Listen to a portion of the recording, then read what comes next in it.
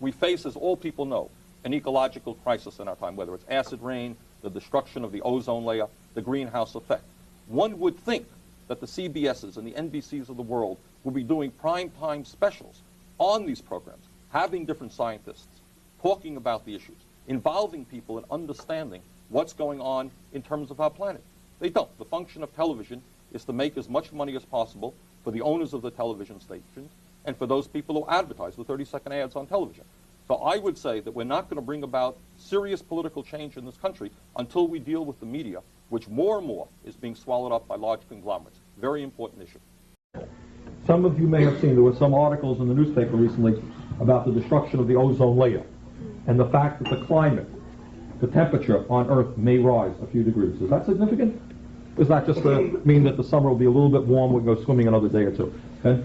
Well, it's not, it doesn't seem significant, but if it gets like hardly any warmer, the polar ice caps could melt and like flood the oceans. Precisely. And flood us. The point being that if you don't think that raising temperature a few degrees is an enormous consequence, you're very wrong. Because it doesn't mean just that, oh boy, I can go swimming a few more days.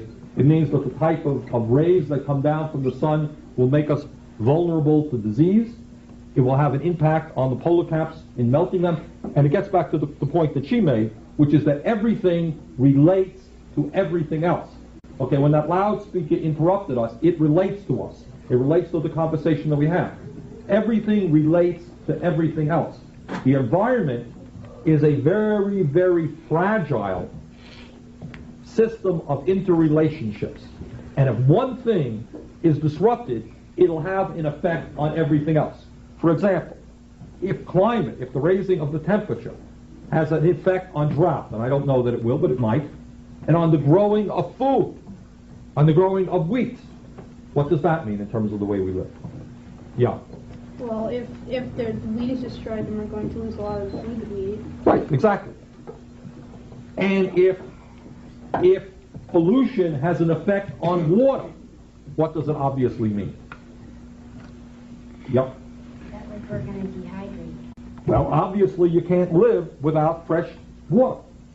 And as you know, in many areas of the country now we live right here on the lake, and we have a problem I'll talk about in a second.